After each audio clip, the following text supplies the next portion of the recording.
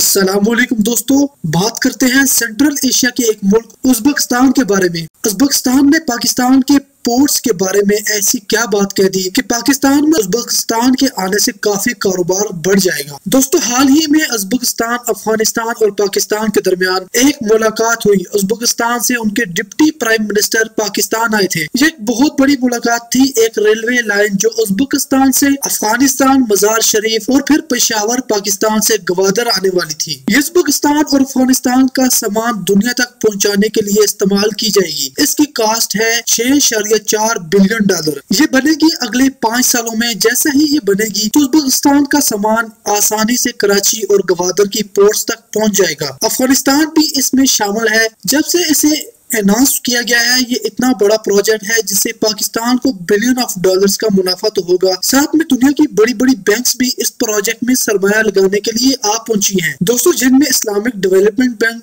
Asia infrastructure bank, European bank, world bank, European investment bank. दोस्तों, ये support करने के लिए पहुंच आई है। पहले उज़्बेकिस्तान को बहुत लंबा रास्ता इख्तियार करना पड़ता था, लेकिन अब तो सीधा सीधा रास्ता बन जाएगा और उज़्बेकिस्तान सीधा सीधा गवादर पहुंच जाएगा। दोस्तों, उज़्बेकिस्तान अब सीपेक का मुकम्मल हिस्सा बन चुका है। भारत ने उज़्बेकिस्तान को काफी लालच दे रखी थी कि वो ईरान का चाबहार पोर्ट वहां से समंदर तक रसाई हासिल करे, लेकिन वो रास्ता बहुत लंबा है और 30 दिन तक उज़्बेकिस्तान का सामान समंदर तक पहुंच सकता है। लेकिन दोस्तों, अब वही सामान 10 से 15 दिन के दरमियान पेशावर और गवादर तक पहुंच जाएगा। भारत को भी वस्ती एशियाई ममालिक तक रसाई चाहिए। वो भी पाकिस्तान से ये रास्ता कब का मांग रहा है कि वो अपना सामान इस ट्रेन से उन तक पहुंचा सके, लेकिन पाकिस्तान ने भारत को कभी इजाजत नहीं दी और न ही पाकिस्तान कभी इजाजत देगा, क्योंकि वो एक जालिम जाबर मुल्क है जो मजलूम मुसलमानों पर जुल्म करता है और करता ही जा रहा है। दोस्तों, पाकिस्तान को इस प्रोजेक्ट से बिलियंस ऑफ डॉलर का मुनाफा होने वाला है। पाकिस्तान सीपेक दिन ब दिन